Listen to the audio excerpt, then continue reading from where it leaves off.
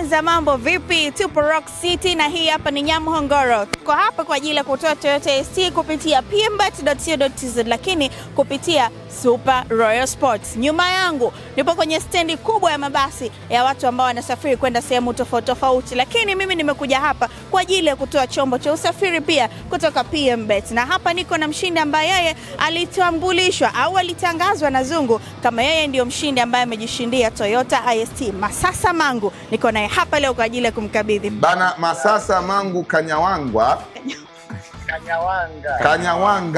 Okay. Kwa heshima na taadhima niliyopewa na PMBet na mwenzangu hapa studio, tunakutangaza ya kwamba wewe ndiye mshindi wa gari aina ya Toyota IST kutoka Super Royal Sports ya PMBet usiku wa leo. Mambo Masasa?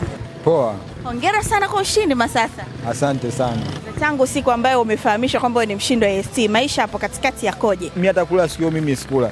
Kabisa. Nilikaa zangu nikasikiza mziki mpaka mida ya saa 9 usiku ndo nikaamua kulala. Yaani kama sasa unajaribu kuiruhusu kwamba uamini. Yaani nilikuwa siamini kabisa.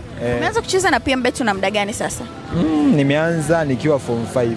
Unajishughulisha na nini? Mimi ni mfanya biashara wa dhahabu. Niko mgodini huko nafanya kazi. Haya sasa, mimi nataka uniambie baada ya kushinda leo Toyota ST, mipango ipoje? Cha kwanza lazima kwanza nikawalingishia washikaji wangu Buzuruga. Lazima ikapaki ofisi ya Paymaster Buzuruga. Baada hapo nitaenda kule kazini nikawalingishia wadau wangu wa kazini. Baada hapo maisha mengine yanaendelea. Lakini kwanza kuwalingishia. Cha kwanza ni hicho uhakika.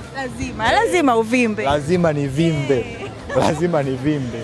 Bwana Masasa hana hasara kupitia PMBet, lakini wewe pia PMBet haiwezi kuwa na hasara kwako kama utaamua kuitumia kwenye *149*23 au kwenye www.pmbet.co.tz. Fahamu Toyota ST zinatoka kila baada ya wiki 5. Lazima IST iende kwa mshindi ambaye anaitumia PMBet. Wakati huu ni wako na wewe wa kubashiri kupitia PMBet.